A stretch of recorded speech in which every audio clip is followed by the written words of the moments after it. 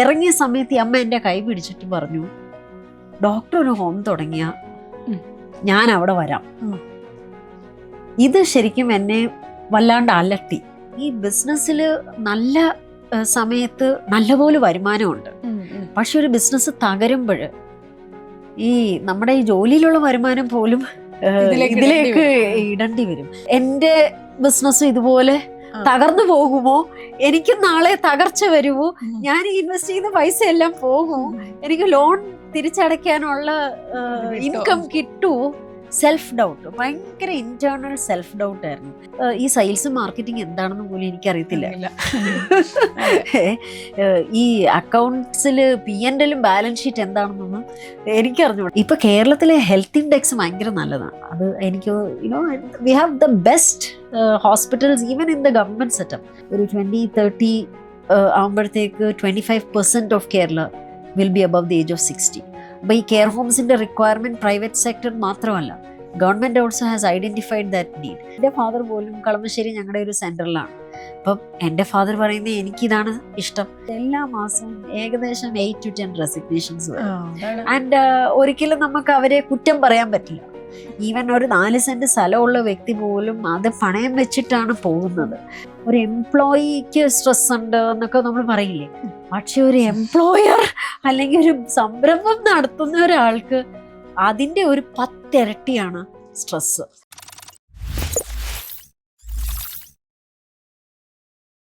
സംരംഭകയാകണമെന്ന ഒരിക്കൽ പോലും ആഗ്രഹിക്കാതിരുന്ന റേഡിയേഷൻ ഓങ്കോളജിസ്റ്റായ ഡോക്ടർ ബോബി സാറ തോമസ് കേരളത്തിലെ അസിസ്റ്റഡ് ലിവിംഗ് രംഗത്ത് സൃഷ്ടിച്ചിരിക്കുന്നത് വേറിട്ടൊരു ബ്രാൻഡും ബെഞ്ച് മാർക്കും. Can care senior care managing director doctor Bobby Sara Thomas ആണ് ഇന്ന് ധനം ബിസിനസ് കഫേയിൽ അതിഥി.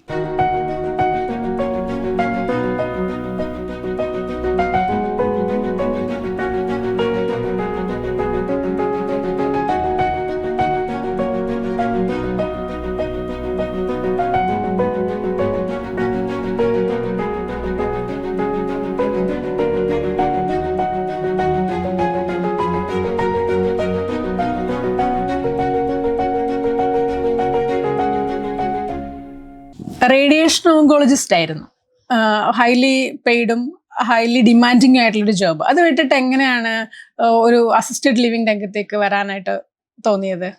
ഒരു ഡോക്ടർ ആകാൻ ഉള്ള ആഗ്രഹത്തോടെയാണ്, കൊച്ചിലേ തൊട്ടേ ഡോക്ടർ ആകണം, ആൾക്കാർക്കൊരു സർവീസ് മൈൻഡോടെയാണ് ഞാൻ എൻ്റെ ഫുൾ ലൈഫ് തന്നെ. ഒരു കരിയർ എന്ന് പറഞ്ഞാൽ ഒരു കൺസൾട്ടൻ്റ് ആകണം എന്നല്ലാതെ വേറൊന്നും ആഗ്രഹിച്ചിട്ടില്ല.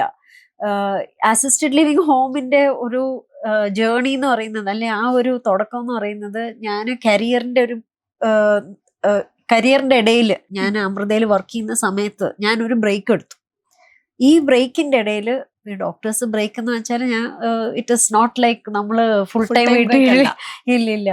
സോ ഒരു നിയർലി 10-12 hours വർക്ക് ചെയ്യുന്ന ഡ്യൂട്ടീസ് ഇതെല്ലാം മാറിയിട്ട് I took a part time job as a consultant in early cancer detection centre. അപ്പോൾ എനിക്ക് 3 days a week ഉണ്ടായിരുന്നുള്ളൂ കൺസൾട്ടൻസി. കുട്ടികളുടെ കാര്യം ഒത്തിരി വീട്ടിലും I had some challenges because family, പിള്ളേരന്ന് ജസ്റ്റ് സ്കൂളിൽ പോകുന്ന പ്രായമാണ്. അപ്പോൾ വേറെ 3 days എനിക്ക് ഉണ്ടായിരുന്നു. അപ്പോൾ ഈ ഒരു 3 days ഉണ്ടായിരുന്നപ്പോൾ ഞാൻ പാലിയേറ്റീവിൻ്റെ ഒരു ട്രെയിനിങ്ങിന് പോയി. ജനറൽ ഹോസ്പിറ്റലിലായിരുന്നു ഈ ട്രെയിനിങ്. ഈ ട്രെയിനിങ്ങിൻ്റെ ഭാഗമായിട്ട് പല വീടുകളിൽ നമ്മൾ പാലിയേറ്റീവ് കെയറിൻ്റെ വണ്ടിയിൽ നമ്മൾ പോകണം. ഓരോ വീട്ടിൽ ചെല്ലുമ്പോഴത്തേക്ക് അവിടുത്തെ ഒരു അവസ്ഥ കണ്ടപ്പോഴത്തേക്ക് ഞാൻ ഹസ്ബൻഡിനോട് പറഞ്ഞു, നമുക്കൊരു ചെറിയ രീതിയിൽ, ഇത് എല്ലായിടത്തും എത്തില്ല, ഗവൺമെൻറ്റിൻ്റെ ഈ ഒരു സംവിധാനം എല്ലായിടത്തും എത്തില്ല, നമുക്ക് ചെറിയ രീതിയിൽ എന്തെങ്കിലും, ഞാൻ എന്തായാലും 3 days a week ഞാൻ ഫ്രീ ആയ ചെറിയ രീതിയിൽ എന്തെങ്കിലും തുടങ്ങാമെന്ന് വിചാരിച്ചിട്ടാണ് ഞങ്ങളൊരു ചെറിയ ഓഫീസ് എടുത്തിട്ടാണ് ഇത് തുടങ്ങുന്നത്. ഈ 2016 ഹോം കെയർ രജിസ്റ്റർ ചെയ്തത്. സോ അതും ചെറിയ രീതിയിൽ തുടങ്ങാം, 3 days a week, ഒരു 9 to 3 അങ്ങനെയൊക്കെ ആയിരുന്നു പ്ലാൻ. പക്ഷെ നമ്മൾ പ്ലാൻ ചെയ്യുന്ന പോലെയല്ലല്ലോ ജീവിതം. അപ്പൊ നമ്മളൊന്ന് പ്ലാൻ ചെയ്യും. ഈ ടൈമിൽ ഒരു ഒത്തിരി പേഷ്യൻസ് ഇങ്ങനെ വരാൻ തുടങ്ങി. അങ്ങനെ അതിന്നാണ് ആദ്യം നമ്മൾ തുടങ്ങുമ്പോഴേക്ക്, അതായത് ഇവരെ ചികിത്സിക്കാൻ ഒരു കേന്ദ്രം എന്നുള്ള രീതിയിൽ തന്നെ തുടങ്ങിയോ ആദ്യം തുടങ്ങുമ്പോഴേക്കും? ഇല്ലില്ല, ഒരു ഹോം കെയർ ടീമായിട്ട് വീടുകളിൽ പോയിട്ട് വിസിറ്റ് ചെയ്തിട്ട് തിരിച്ചു വരിക. വീടുകളിൽ പോകുമ്പോഴത്തേക്ക് ഓരോ വീട്ടിലും നമ്മൾ ചെന്ന് അവിടുത്തെ സർവീസ് കഴിഞ്ഞ് തിരിച്ചു വരിക. ഒരു നഴ്സ്, ഒരു ഡ്രൈവർ, ഞാൻ, we use to go house to house പോയിട്ട് ഇപ്പൊ കോള് വരും, നമ്മൾ പോകും, കാണും. ആദ്യത്തെ 6 മാസം കോളേ ഉണ്ടായിരുന്നില്ല. പിന്നെ പതുക്കെ വേർഡ് ഓഫ് മൗത്ത് വെച്ച് തന്നെ ആൾക്കാർ വിളിക്കാൻ തുടങ്ങി. പ്രായമുള്ളവരെ കാണാൻ വരുന്നത് പ്രായമുള്ളവർ തന്നെയാണ്. അപ്പൊ അവര് ഇങ്ങോട്ടും അങ്ങോട്ടും പറയാൻ തുടങ്ങി. ക്യാൻസർ പേഷ്യൻസിനായിരുന്നു ശരിക്കും ഞാൻ ആദ്യം തുടങ്ങിയത്. അപ്പൊ ക്യാൻസറും പാലിയേറ്റീവിലെ ഒരു ലേഡി ഡോക്ടർ വീട്ടിൽ വരുന്നുണ്ടെന്ന് ഇങ്ങനെ ഒരു ന്യൂസ് ആയിട്ട് അത് അപ്പൊ അവരുടെ തന്നെ റിലേറ്റീവ്സ്, നെയ്ബേഴ്സ്, ഫ്രണ്ട്സ് വിളിക്കാൻ തുടങ്ങി. 1 ഇയർ കഴിഞ്ഞപ്പോഴത്തേക്ക് 100ഓളം പേഷ്യൻസ് ഞങ്ങൾ രജിസ്റ്റർ ചെയ്തു. ബിക്കോസ് ആ ഒരു ടൈമിൽ ഹോം വിസിറ്റ്സ് ആരും ചെയ്യുന്നില്ലായിരുന്നു. ഗവൺമെന്റിന്റെ സർവീസ് അല്ലാതെ വേറെ ഒരു ഹോം കെയർ സർവീസും ആ സമയത്ത് 2016 അവൈലബിൾ അല്ലായിരുന്നു. സോ 2016 പിന്നെ 2017 ആയപ്പോൾ 250 പേഷ്യൻസ് ഞങ്ങൾ രജിസ്റ്റേർഡ് പേഷ്യൻസ് ഉണ്ടായിരുന്നു. അസിസ്റ്റഡ് ലിവിങ് ഹോം തുടങ്ങാനുള്ള ഒരു കാരണം എന്ന് വെച്ചാൽ, ഒരു വീട്ടിൽ ഞാൻ ചെന്നപ്പോൾ ഒരു അമ്മ, കിടപ്പ് രോഗി അമ്മ, ബോധമുണ്ട്, സംസാരിക്കും, ഭക്ഷണമൊക്കെ കഴിക്കും, പക്ഷെ യൂറിൻ ട്യൂബ് ഉണ്ടായിരുന്നു, അരയ്ക്ക് കീഴ്പോട്ട് തളർന്ന് കിടക്കുമായിരുന്നു. ആ യൂറിൻ ട്യൂബ് ചെളി പിടിച്ച് കിടക്കുകയായിരുന്നു. ഒരു ഹോം നഴ്സും ഉണ്ട്, വീട്ടിൽ വേറെ ആരുമില്ല, വലിയൊരു വീട്, അല്ല അതൊരു ഫ്ലാറ്റ് ആയിരുന്നു, 3 ബെഡ്റൂം ഫ്ലാറ്റ്. ഈ അമ്മ ഒരു ഹോം നഴ്സ് ആൻഡ് മക്കളെല്ലാം പുറത്ത്. അപ്പം ഞാൻ ഇത് കണ്ടപ്പോൾ ഞാനും നഴ്സ് ഞങ്ങളത് ക്ലീൻ ചെയ്തിട്ട് നഴ്സിനെ പഠിപ്പിച്ചു കൊടുത്തു, ഹോം നഴ്സിനെ പഠിപ്പിച്ചു കൊടുത്തു. ഇങ്ങനെയൊക്കെയാണ്, അല്ലെങ്കിൽ ഇൻഫെക്ഷൻ വരും. അന്ന് ഇൻഫെക്ഷൻ ആയിട്ടാണ് ഞങ്ങളെ വിളിക്കുന്നത്. ഇൻഫെക്ഷൻ വരും, ഇൻഫെക്ഷൻ മാറത്തില്ല, ഇതെല്ലാം പഠിപ്പിച്ചു കൊടുത്തു. നെക്സ്റ്റ് വീക്ക് അതേ അവസ്ഥ. അപ്പൊ എനിക്ക് തോന്നി മകളെ ഒന്ന് അറിയിക്കണം എന്നുള്ളത്. ഞാൻ മകളെ വിളിച്ചു. മകള് ദുബായിലുള്ള ഒരു നേഴ്സായിരുന്നു. മകളെ വിളിച്ചപ്പോൾ മകള് എന്നോട് പറഞ്ഞൊരു കാര്യം, ഡോക്ടറെ എനിക്ക് അമ്മയെ നോക്കാൻ താല്പര്യം ഇല്ലാഞ്ഞിട്ടല്ല, പക്ഷെ ഞങ്ങൾ ഈ ലേഡി ഡിപ്പെൻഡൻ്റ് ആണ്.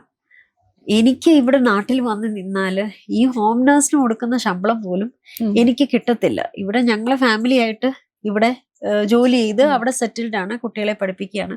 ഞങ്ങൾക്ക് അവിടെ വന്ന് നിൽക്കാനൊന്നുമുള്ള സാഹചര്യമില്ല. അപ്പം വി ആർ ഓൾസോ ഹെൽപ്ലെസ്. അപ്പം ഞാൻ അവിടുന്ന് ഇറങ്ങിയ സമയത്ത് ഈ അമ്മ എൻ്റെ കൈ പിടിച്ചിട്ട് പറഞ്ഞു, ഡോക്ടർ ഒരു ഹോം തുടങ്ങിയ ഞാൻ അവിടെ വരാം.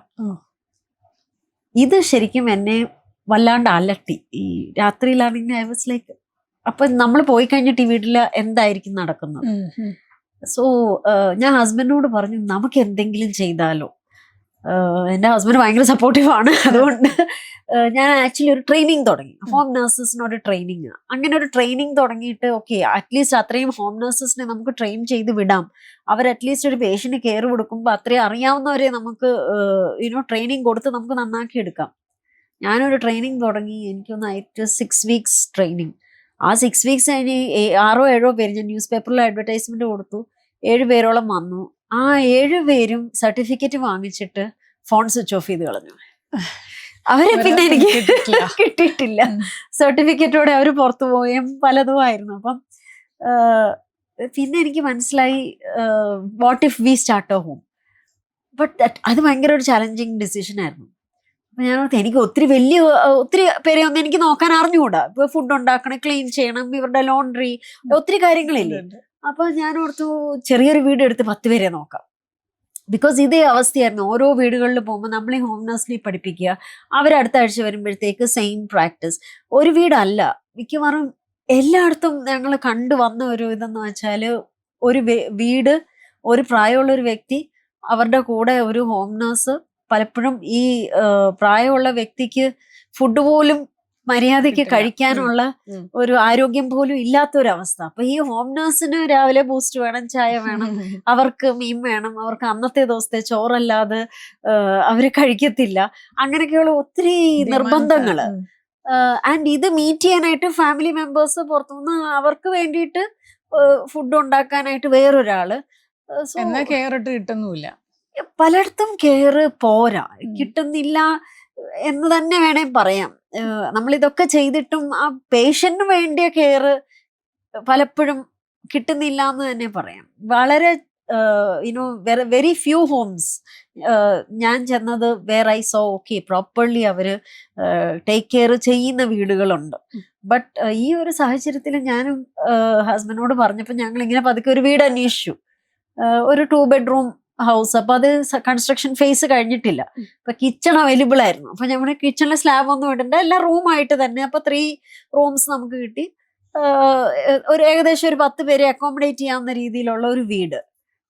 അങ്ങനെയാണ് ആക്ച്വലി തുടക്കം. അപ്പോൾ ഒരു 2018 ഒക്ടോബറിലാണ് ഞങ്ങൾ തുടങ്ങുന്നത്. ചെറിയ രീതിയിൽ ഒരു സീനിയർ കെയർ ഹോമായിട്ട് ആദ്യമായിട്ട് 10 പേരെ നോക്കാം എന്നുള്ള ഒരു ഇതിലാണ് ഞാൻ. ആക്ച്വലി അത് കഴിഞ്ഞിട്ട് ഇത് നടന്നു പോകും, പിന്നെ ഞാൻ തിരിച്ച് ജോലിക്ക് എപ്പോഴേലും കയറാം എന്നുള്ളൊരു പ്ലാനിലാണ് ആക്ച്വലി തുടങ്ങിയത്. ട്രസ്റ്റ് പോലെ തുടങ്ങി, അതിനുശേഷം ട്രസ്റ്റ് ആയിരുന്നു. 2021 വരെ ഇത് ട്രസ്റ്റ് ആയിരുന്നു. 2008 ഇതൊരു കമ്പനി ആക്കാനോ ബിസിനസ് ആക്കാനോ ഒന്നും ഒരു പ്ലാൻ 2018 ഞാൻ ഈ 10 പേരെ നോക്കാം എന്നല്ലാതെ ഇതൊരു സംരംഭമാകുമെന്നോ ഇതൊരു ബിസിനസ് ആയിട്ട് മാറുമെന്നോ ഒന്നും കരുതിയിട്ടില്ല. 2018 ഒരു ഫൗണ്ടേഷൻ ആയിട്ട് തുടങ്ങി, can care foundation with assisted living services ആയിട്ട്. ആൻഡ് അത് 10 ബെഡ്സ് ഫസ്റ്റ് ഇയറിൽ തന്നെ ഫില്ലായി. അത്ര ആവശ്യക്കാരാണ് ഉള്ളത്.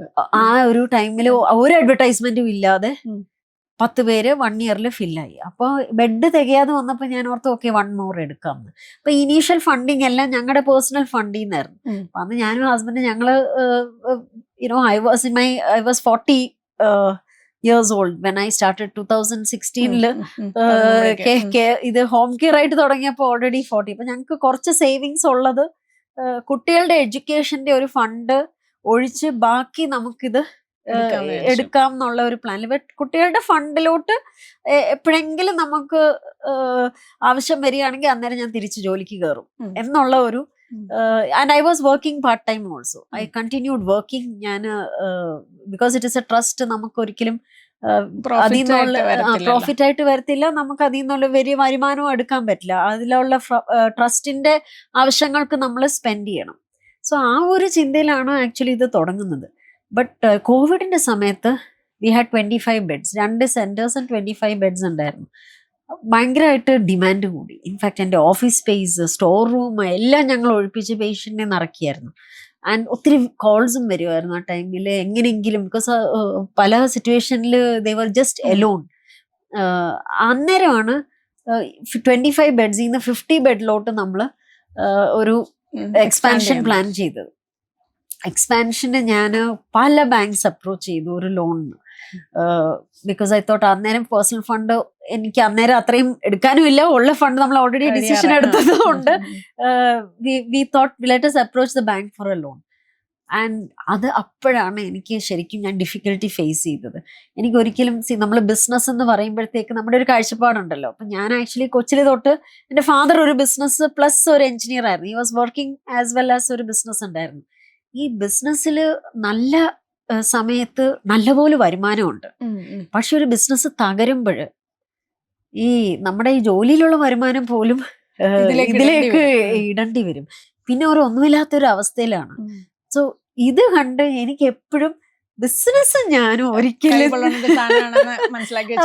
അത് ഒന്ന് റിസ്ക്, സെക്കൻഡ് പ്രഡിക്റ്റബിലിറ്റി ഇല്ല. അടുത്ത മാസം എന്താകും, അടുത്ത മാസത്തെ കാര്യങ്ങൾ എങ്ങനെ നീങ്ങും എന്നുള്ളൊരു പ്രഡിക്റ്റബിലിറ്റി ഒരിക്കലും ബിസിനസ്സിലില്ല.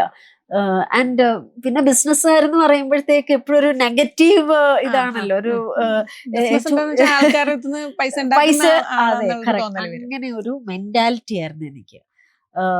ബട്ട് ആ ഒരു ടൈമിൽ ഫണ്ട് വേണ്ടി വന്നപ്പോഴത്തേക്കാണ് ഞാനൊരു പ്രൈവറ്റ് ലിമിറ്റഡ് കമ്പനി രജിസ്റ്റർ ചെയ്യാൻ തീരുമാനിച്ചത്. അതിൻ്റെ റീസൺ എന്ന് വെച്ചാൽ ഒരു ബാങ്ക് മാനേജർ ഉണ്ടായിരുന്നു ആ ടൈമിൽ. അദ്ദേഹം എന്നെ വിളിച്ചിട്ട് പറഞ്ഞു, മാഡം ഇത് ഇൻകം ഉണ്ട്, ഇത് നല്ല ഗ്രോയിങ് ഇൻഡസ്ട്രിയാണ്, മാഡം ഇത് പ്രൈവറ്റ് ലിമിറ്റഡ് ആയിട്ട് രജിസ്റ്റർ ചെയ്യുക, ഈവൻ വിത്തൗട്ട് 2 years ITR വേണം, അങ്ങനത്തെ ഒത്തിരി റൂൾസ് ഉണ്ടല്ലോ. ഫ്രഷ് ആണെങ്കിൽ പോലും മാഡത്തിന് ഞാൻ personally I will arrange for you to get a loan ഈ എമൗണ്ടിന്. ഞാനപ്പോൾ അന്നേരം പുള്ളിയോട് ഞാൻ കുറെ തർക്കിച്ചു. ഞാൻ പറഞ്ഞു എനിക്ക് പ്രൈവറ്റ് ലിമിറ്റഡ് അതിന് ഒത്തിരി പ്രോബ്ലംസ് ഉണ്ട്, ഒത്തിരി ഗവൺമെന്റിന്റെ റെഗുലേഷൻസ് ഉണ്ട്, എനിക്കിതിനെപ്പറ്റി ഒന്നും അറിഞ്ഞുകൂടാ.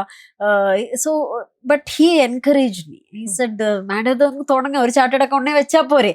അപ്പോൾ അദ്ദേഹം എന്നോട് പറഞ്ഞൊരു കാര്യം എന്ന് വെച്ചാൽ, ഒരാൾക്ക് അസുഖം വരുമ്പം ഡോക്ടറിന്റെ അടുത്ത് പോകും, അതുപോലെ ഒരു കമ്പനിക്ക് എന്തെങ്കിലും ആവശ്യങ്ങൾ വരുമ്പോഴത്തേക്ക് ബാങ്കിൽ പോകണം, ബാക്കിയുള്ള കാര്യങ്ങൾക്ക് ഒരു ചാർട്ടേഡ് അക്കൗണ്ടിനെ വെക്കണം. അങ്ങനെ വേണം കണ്ടാൽ മതി, എല്ലാം നമ്മൾ അറിയണമെന്നില്ല. സോ അവിടെയാണ് ഞാൻ ആക്ച്വലി ആ ലോൺ എടുക്കാനായിട്ട് ഒരു ധൈര്യം എനിക്ക് വന്നത്. സോ ഐ ഫീൽ ആ ടൈമിൽ പ്രൈവറ്റ് ലിമിറ്റഡ് രജിസ്റ്റർ ചെയ്തു 2021. എന്നിട്ട് ലോൺ എടുത്തിട്ടാണ് നെക്സ്റ്റ് എക്സ്പാൻഷൻ നമ്മൾ പോയത്. ബട്ട് എനിക്ക് എപ്പോഴും ഒരു ഐ ഡോണ്ട് നോ എന്നുള്ള ഒരു തോന്നലാണ്. തോന്നലാണ്. ഇത് നമ്മളെ കൊണ്ട് പറ്റുന്നതാണോ, നമ്മുടെ ഒരു വഴിയാണോ എന്നുള്ളൊരു തോന്നൽ അല്ലേ? അതെ, മാത്രമല്ല ഫാദറിന്റെ ഈ നെഗറ്റീവ് ഇത് കണ്ടതുകൊണ്ട് എന്റെ ബിസിനസ് ഇതുപോലെ തകർന്നു പോകുമോ, എനിക്ക് നാളെ തകർച്ച വരുമോ, ഞാൻ ഇൻവെസ്റ്റ് ചെയ്യുന്ന പൈസ എല്ലാം പോകുമോ, എനിക്ക് ലോൺ തിരിച്ചടയ്ക്കാനുള്ള ഇൻകം കിട്ടുമോ, സെൽഫ് ഡൗട്ട്, ഭയങ്കര ഇന്റേണൽ സെൽഫ് ഡൗട്ട് ആയിരുന്നു. എന്നെയും കൊണ്ട് ഇത് പറ്റുമോ, ഈ 25-50 ബെഡിലോട്ട് നിറയ്ക്കാൻ എന്നെയും കൊണ്ട് പറ്റുമോ. 25 വരെ നമ്മൾ ചെയ്തു, ബട്ട് 25 to 50 ആയിരുന്നു ഏറ്റവും struggle. Because one is the amount of money that it took. Second is ഒരു സ്റ്റേജ് കഴിഞ്ഞാൽ ആൾക്കാരെ മാനേജ് ചെയ്യണം. ആസ് എ ഡോക്ടർ ഞാൻ രാവിലെ ജോലിക്ക് വന്നാൽ ഞാൻ എൻ്റെ പേഷ്യന്റ് ഫയൽസ് മാത്രം നോക്കുക, എൻ്റെ പേഷ്യൻസിന്റെ നമുക്ക് വീട്ടിൽ അത് കഴിഞ്ഞാൽ എൻ്റെ പേഷ്യന്റ് എൻ്റെ വർക്കിൽ എന്തെങ്കിലും വീഴ്ചകൾ വന്നാൽ മാത്രം ഞാൻ അതിന് ഉത്തരവാദി ആവുന്നുള്ളൂ. പക്ഷെ വേറൊരാളുടെ വർക്കിന് ഞാൻ റെസ്പോൺസിബിൾ അല്ല. ബട്ട് ഒരു കെയർ ഹോം നടത്തുമ്പോഴത്തേക്ക്, ഒരു അസിസ്റ്റഡ് ലിവിങ് ഹോം നടത്തുമ്പോൾ സ്വീപ്പറിന്റെ ക്ലീൻ ചെയ്തില്ലെങ്കിൽ, വെള്ളം ഇല്ലെങ്കിൽ, കിച്ചണിൽ കുക്കിംഗ് പ്രോപ്പർ അല്ലെങ്കിൽ, നഴ്സിംഗ് കെയർ പ്രോപ്പർ അല്ലെങ്കിൽ, ആരുടെയെങ്കിലും ഭാഗത്തൊരു മിസ്റ്റേക്ക് വന്നാൽ അതിന് ഞാൻ ഉത്തരം പറയണം. അപ്പൊ എനിക്ക് ബാക്കിയുള്ളവരുടെ റെസ്പോൺസിബിലിറ്റിയും കൂടെ വന്നപ്പോഴത്തേക്ക് ഭയങ്കര ഒരു ബേർഡൻ ആയിട്ട് തോന്നി. അപ്പൊ അന്നേരം സത്യം പറഞ്ഞ ഈ ബിസിനസ് നടത്തുന്നവരോടൊക്കെ ഭയങ്കര ഒരു റെസ്പെക്ട്, ഒരു ബഹുമാനം തോന്നി. ഇത്രയും പേരെ ഇവര് മാനേജ് ചെയ്യുന്നു, ഇത്രയും വരുമാനം ഉണ്ടാക്കുന്നു. ആൻഡ് എനിക്ക് മനസ്സിലായൊരു കാര്യം എന്ന് വെച്ചാൽ നമ്മൾ എപ്പോഴും പഠിക്കണം. And second, V must have, ഇപ്പൊ നമ്മുടെ സെയിം പ്രശ്നങ്ങൾ അനുഭവിക്കുന്ന ബാക്കിയുള്ള ഒരു നെറ്റ്വർക്ക്.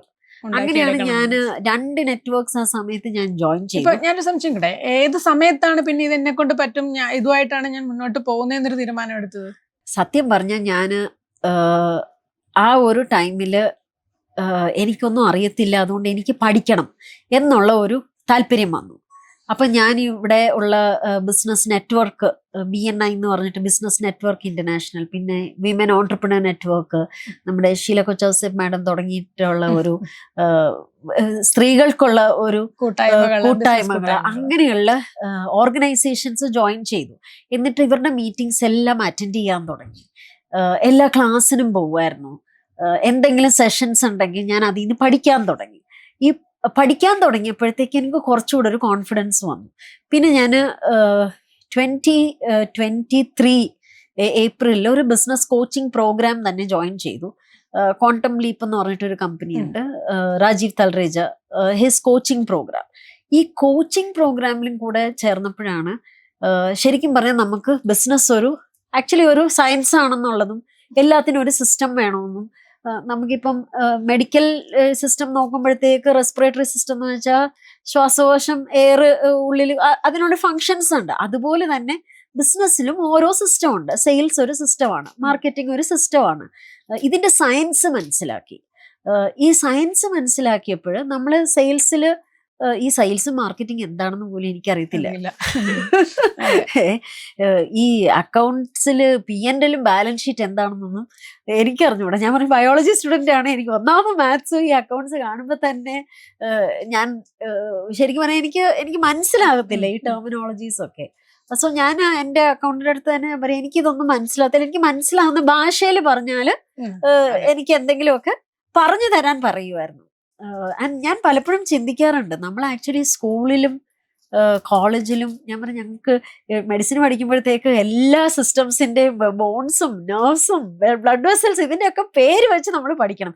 പക്ഷെ ഒരു TDS എന്താണെന്നോ ഒരു ടാക്സ് ഫയൽ ചെയ്യാനോ ഉള്ള ബേസിക് സ്കിൽ സെറ്റ്സ് നമ്മൾ പഠിക്കുന്നില്ല.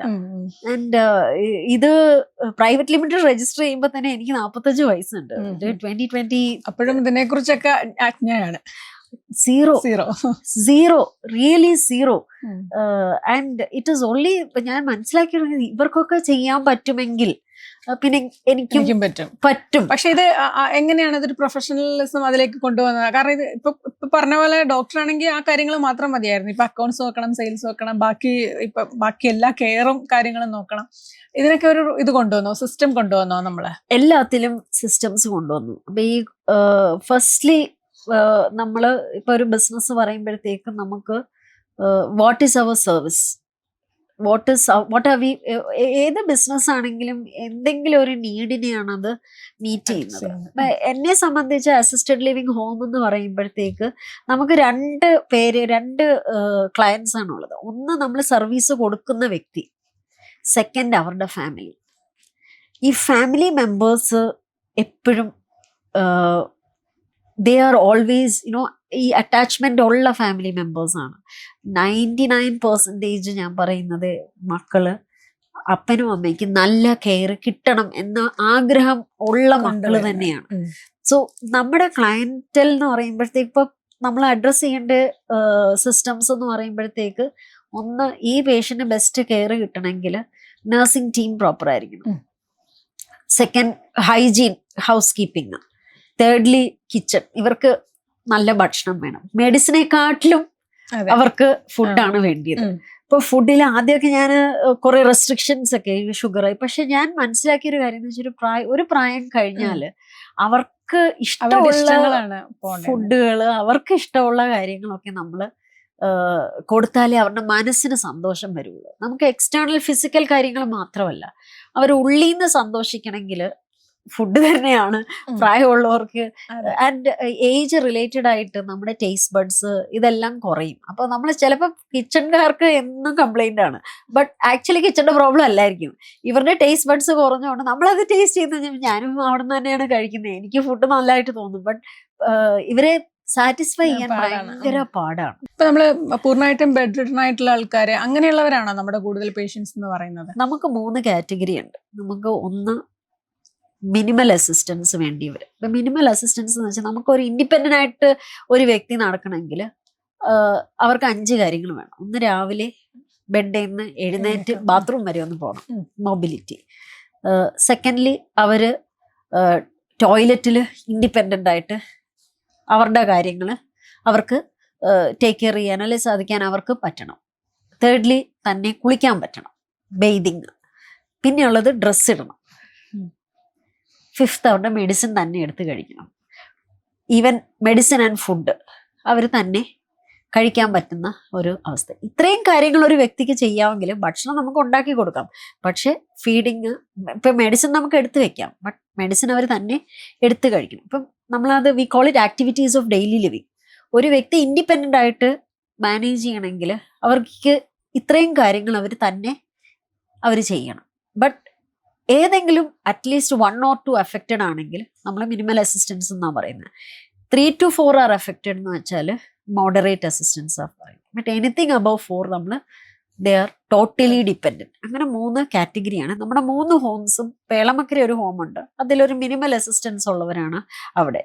So they can move around. പക്ഷേ ചിലപ്പോൾ ഫീഡിങ്ങിന്റെ ഹെൽപ്പ് ആയിരിക്കും, മെഡിസിന്റെ ഹെൽപ്പ് ആയിരിക്കും, ടോയ്ലറ്റിന്റെ ഹെൽപ്പ് ആയിരിക്കും, പക്ഷെ അല്ലാതെ അവർക്ക് നടക്കാം. ചിലപ്പോൾ സിറ്റിംഗ് പൊസിഷനിൽ നിന്ന് ജസ്റ്റ് എഴുന്നേക്കാൻ ഒരു ഹെൽപ്പ് വേണം, അല്ലെങ്കിൽ അവർ നടന്നോളും. ബട്ട് സെക്കൻഡ് ഒരു മോഡറേറ്റ് അസിസ്റ്റൻസ്. മോഡറേറ്റ് അസിസ്റ്റൻസ് എന്ന് പറയുമ്പോഴത്തേക്ക് they require help for taking a bath, feeding. And totally dependent എന്ന് പറയുമ്പോൾ യൂറിൻ ട്യൂബ് ഉള്ളവർ, ഫുഡ് ട്യൂബ് ഉള്ളവർ, ട്യൂബിൽ കൂടെ feeding, tracheostomy, totally bedridden, paralysed ആയിട്ടുള്ളവർ. സോ ഓൾ 3 കാറ്റഗറീസ് നമ്മൾ ഇവരുടെ ഇതനുസരിച്ച്, ഫിസിക്കൽ കണ്ടീഷൻ അനുസരിച്ചാണോ നമ്മൾ ഓരോ സെന്ററുകളും തീരുമാനിക്കുന്നതും അങ്ങോട്ടാക്കുന്നതും? ആദ്യം ഞങ്ങൾ അങ്ങനെയല്ലായിരുന്നു. ആദ്യം ഞങ്ങൾ തുടങ്ങിയപ്പോൾ ആക്ച്വലി ഈ ഫീൽഡ് ഞങ്ങൾ പഠിച്ചു വരികയാണ്. എങ്ങനെ ഇവർക്ക് കൂടുതൽ ഉപയോഗപ്പെടുന്ന രീതിയിൽ ചെയ്യാം. അതെ അതെ അതെ. പുറത്ത് ഇത് ഭയങ്കര എസ്റ്റാബ്ലിഷ്ഡ് ആണ്. പുറത്ത് ഇത് 4 കാറ്റഗറിയാണ്. നമ്മൾ ഇവിടെ തുടങ്ങിയപ്പോഴത്തേക്ക് ശരിക്കും പറഞ്ഞാൽ ഐ സ്റ്റാർട്ടഡ് എല്ലാ കാറ്റഗറിയും വരുമായിരുന്നു. So I didn't know to separate this. So I was learning. ഞാൻ പലതും ആക്ച്വലി പഠിച്ചുകൊണ്ടിരിക്കുകയാണ്. I went to US, I studied. അവിടെയും ഒരു റിട്ടയർമെന്റ് ഹോം, അസിസ്റ്റഡ് ഹോം, അവരെങ്ങനെയാണ് ചെയ്യുന്നത് എന്നൊക്കെ ആ ഒരു ഇടയ്ക്കൊരു പീരീഡിൽ ഞാൻ അവിടെ പോയി കണ്ടിട്ടാണ് വന്നത്. അപ്പോൾ ഇവിടെ അത്രയും നമുക്ക് ഒരിക്കലും പോസിബിൾ അല്ല. ബിക്കോസ് അവിടെ government is responsible to take care of you. Because നമ്മൾ ജോലി ചെയ്യുന്ന ദിവസം തൊട്ട് പകുതി ശമ്പളം ഗവൺമെന്റ് ടാക്സ് ആയിട്ട് എടുത്തുകൊണ്ട് പോകും. അതുകൊണ്ട് ഗവൺമെന്റാണ് നമുക്ക് നമ്മളെ നോക്കാനുള്ള ഉത്തരവാദിത്തം ഫുൾ എൽഡർ കെയർ അവിടെയാണ്. ബട്ട് ഇപ്പൊ വന്നിരിക്കുന്ന ഒരു ചലഞ്ച് എന്ന് വെച്ചാല് പണ്ട് ഒരു ആവറേജ് ലൈഫ് സ്പാൻ എന്ന് പറഞ്ഞാൽ 60-65 ഒക്കെ ഉണ്ടായിരുന്നു. ഇപ്പൊ കേരളത്തിലെ ഹെൽത്ത് ഇൻഡെക്സ് ഭയങ്കര നല്ലതാണ്. അത് എനിക്ക് we have the best hospitals even in the government setup. നല്ല ആക്സസ് ടു ഹെൽത്ത് കെയർ. അത് കാരണം we are living longer. So നമ്മുടെ ആവറേജ് ഇപ്പൊ 78 for females and 75 for males ആണ് ആവറേജ്. ഇപ്പൊ ആവറേജ് വരുമ്പോഴത്തേക്ക് one extreme is 95, the other extreme is 55. So average വരുമ്പോഴാണ് 75. So ഇപ്പോൾ I don't know whether you have notice lot of 90-year-olds 95-year-olds പണ്ടത്തെ പോലെ അല്ല. ഇപ്പോൾ ഒരു അറ്റാക്ക് വന്നാൽ ഇമ്മീഡിയറ്റ്ലി CPR കൊടുത്ത് നമുക്ക് അടുത്തുള്ള ഒരു ഹോസ്പിറ്റലിൽ എത്തിച്ചാൽ എല്ലായിടത്തും അതിനെ മാനേജ് ചെയ്യാനും ഇമ്മീഡിയറ്റ് കെയർ കിട്ടാനുമുള്ള സംവിധാനങ്ങൾ എല്ലായിടത്തും ഉണ്ട്. ബെസ്റ്റ് ട്രീറ്റ്മെന്റ് ഫെസിലിറ്റീസ് എല്ലായിടത്തും ഉള്ളത് കൊണ്ട് ആൾക്കാർ കൂടുതൽ ജീവിക്കുന്നുണ്ട്. സോ ഒരു 90-year-old വ്യക്തിയുടെ മകളോ മകനോ 60 വയസ്സോ 70 വയസ്സോ ചിലപ്പോ ആയിരിക്കും. അവരും പ്രായമായി, അവർക്കും സ്വന്തമായി നോക്കാൻ പറ്റാത്ത അവസ്ഥയാണ്. അവർക്ക് മക്കളും കൊച്ചുമക്കളും ഉണ്ട്. ഇപ്പോഴത്തെ ഒരു സാഹചര്യത്തില് കെയർ ഹോംസ് ആക്ച്വലി ആദ്യ ഓൺലി ഓപ്ഷൻ. ഓർ നമ്മൾ അത്രയും വീട്ടിൽ അത്രയും നമുക്ക് ഒരു നല്ല ഒരാള് കെയർ ചെയ്യാനുണ്ടെങ്കിൽ നമ്മൾ വീട്ടിൽ മാനേജ് ചെയ്യാം. ബട്ട് നമ്മൾ തമ്പ് റൂൾ എന്ന് പറയുന്നത് 1 person care manage at home, 2 person care institutional care. 2 പേര് ഒരാളെ തിരിക്കാനോ ഒരാളെ ബാത്റൂമിൽ കൊണ്ടുപോകാനോ ആവശ്യം വരികയാണെങ്കിൽ ഇൻസ്റ്റിറ്റ്യൂഷണൽ കെയർ ആണ് ബെറ്റർ. ഇതില് ഇതിന്റെ നീഡ് കൂടുന്നത് കൊണ്ട് ഈവൻ റീസെന്റ് പേപ്പറിലുണ്ടായിരുന്നു, ഈവൻ സർക്കാർ പോലും കെയർ ഹോംസ് തുടങ്ങാൻ പോവുകയാണ്. ഓൾഡ് ഏജ് ആൾക്കാരുടെ എണ്ണം കൂടിക്കൊണ്ടിരിക്കുകയാണ്. ഒരു 20-30 ആകുമ്പോഴത്തേക്ക് 25% of Kerala will be above the age of 60. അപ്പോൾ ഈ കെയർ ഹോംസിന്റെ റിക്വയർമെന്റ് പ്രൈവറ്റ് സെക്ടർ മാത്രമല്ല, government also has identified that need. അപ്പോൾ ഈവൻ ഗവൺമെന്റിന്റെ ഭാഗത്തുനിന്നും ഒരു നടപടി വന്നിട്ടുണ്ട്. സെക്കൻഡ്ലി കൾച്ചറലി നമ്മൾ മാറണമെങ്കിൽ ഇത് ഒരു ടൈം എടുക്കും. ബിക്കോസ് ഈ ഒരു ജനറേഷൻ അവര് ജനിച്ച ഒരു സമയത്ത് ഇങ്ങനെയുള്ള ഒരു കൺസെപ്റ്റേ ഉണ്ടായിരുന്നില്ല. സോ നമ്മുടെ ജനറേഷനേ ഉള്ളൂ പേരൻസിനെ നോക്കണം, മക്കളെ നോക്കേണ്ട ഒരു ജനറേഷൻ. ബട്ട് നമ്മൾ ഫ്യൂച്ചറിലോട്ട് പോകുമ്പോഴത്തേക്ക് മക്കള് നമ്മളെ നോക്കുമെന്നുള്ള ഒരു പ്രതീക്ഷയും നമ്മൾ വെക്കാൻ പാടില്ല. ഇപ്പോഴത്തെ ഒരു സാഹചര്യത്തിൽ ഈവൻ അവർക്ക് ആഗ്രഹം ഉണ്ടെങ്കിൽ പോലും അവർക്ക് അതിനുള്ള സാഹചര്യങ്ങളില്ല. സോ പേരൻസ് ഇപ്പൊ ഇൻഡിപെൻഡന്റ് ആണ്. ഇപ്പൊ ഒരു വർക്കിംഗ് ആയിട്ടുള്ള പേരൻസ് ആണെങ്കിൽ നമ്മളും ആഗ്രഹിക്കുന്നില്ല മക്കളുടെ കൂടെ താമസിക്കാനൊക്കെ. പക്ഷെ ആ പഴയ തലമുറ അവരുടെ ആ രീതികൾ എന്ന് വെച്ചാൽ കൂട്ടുകുടുംബം, അവര് മക്കള് കൂടെ നിൽക്കണം, അങ്ങനെ ഒരു കൾച്ചറലി അതിന് ട്യൂൺഡാണ്. അതിനെ മാറ്റിയെടുക്കാൻ ഇച്ചിരി പാട് തന്നെയാണ്. പക്ഷെ ഇനിയും വരുന്ന തലമുറകളെല്ലാം we will be use to it. ഇതൊരു പുതിയ കൺസെപ്റ്റ് ആയിട്ടോ ഒന്നും നമ്മളെ എടുക്കില്ല. ഇപ്പോഴത്തെ ഒരു സിറ്റുവേഷനിൽ എൻ്റെ ഫാദർ പോലും കളമശ്ശേരി ഞങ്ങളുടെ ഒരു സെന്ററിലാണ്. അപ്പം എൻ്റെ ഫാദർ പറയുന്നത് എനിക്കിതാണ് ഇഷ്ടം. ഇൻഡിപെൻഡൻ്റ് ആയിട്ട് ഇത്രയും വർഷം നിന്ന ഒരു വ്യക്തി, he doesn't want to depend on the children. ഒരു ബെല്ലടിച്ച ഒരാൾ വരും, അവര് പറയുന്നത് രീതിയിൽ കാര്യങ്ങൾ നടക്കും. മക്കളുടെ അടിയിൽ നിൽക്കുക എന്നുള്ളത് ഭയങ്കര ബുദ്ധിമുട്ടാണ്. ഭാവിയിൽ ഒരുപാട് സെന്ററുകൾ ഇതുപോലെ വരാനുള്ള ഒരു സാധ്യതയാണല്ലേ കാണുന്നത്? ഡെഫിനറ്റ്ലി എനിക്ക് തോന്നുന്നു കേരളത്തില് ഇതിന്റെ ഒരു നീഡുണ്ട്. നല്ല രീതിയിൽ നമ്മളൊരു എക്കോസിസ്റ്റം, ഇത് സീനിയർ ലിവിംഗ് എന്ന് പറയുന്ന ഒരു എക്കോസിസ്റ്റം. നമ്മളെല്ലാവരും പ്രായമാവും, നമ്മൾ പുറത്ത് പോകാത്തവരൊക്കെ ഇവിടെ തന്നെ റിട്ടയർ ചെയ്യാൻ ഉദ്ദേശിക്കുന്നവരാണ്. അപ്പോൾ കേരള ഒരു ഓൾഡ് ഏജ് ഹോമാണ്, കേരള ഒരു സീനിയർ സിറ്റിസൺ ഹോമാണ് എന്നുള്ള നെഗറ്റീവ് രീതിയിൽ കാണാതെ നല്ല രീതിയിൽ കാണുക. ബിക്കോസ് ഇവിടെ ഏറ്റവും ബെസ്റ്റ് ഹെൽത്ത് കെയർ സിസ്റ്റമാണ്. നമുക്കൊരു കാർഡിയോളജിസ്റ്റിനെ ഒരു ന്യൂറോളജിസ്റ്റിനെ കാണണമെങ്കിൽ 10 മാസം വെയിറ്റ് ചെയ്യേണ്ട കാര്യമില്ല. നമുക്ക് അന്ന് തന്നെ അപ്പോയിൻമെന്റ് കിട്ടും. നമുക്കൊരു പെട്ടെന്നൊരു മെഡിക്കൽ എമർജൻസി വന്നാലും ambulance services, hospitals nearby, weather is good. So in every way Kerala ഒരു നല്ല എക്കോസിസ്റ്റമാണ് സീനിയർ ലിവിങ് കമ്മ്യൂണിറ്റീസിനും. സീനിയേഴ്സിന് ഇവിടെ വന്ന് നല്ല രീതിയിൽ റിട്ടയർമെന്റ് എൻജോയ് ചെയ്യാൻ, ഇത്രയും നാളെ വർക്ക് ചെയ്തു, ഇത്രയും നാള് മക്കളെ നോക്കി റെസ്പോൺസിബിലിറ്റീസ് എല്ലാം ചെയ്തവര് റിട്ടയർമെന്റ് ടൈമില് അവർക്ക് വേണ്ടി ജീവിക്കണം എന്ന് ഞാൻ പറയാറുണ്ട്. മാഡത്തിനെ പോലെയുള്ള കുറച്ച് ആൾക്കാർ ഈ രംഗത്തുണ്ട്.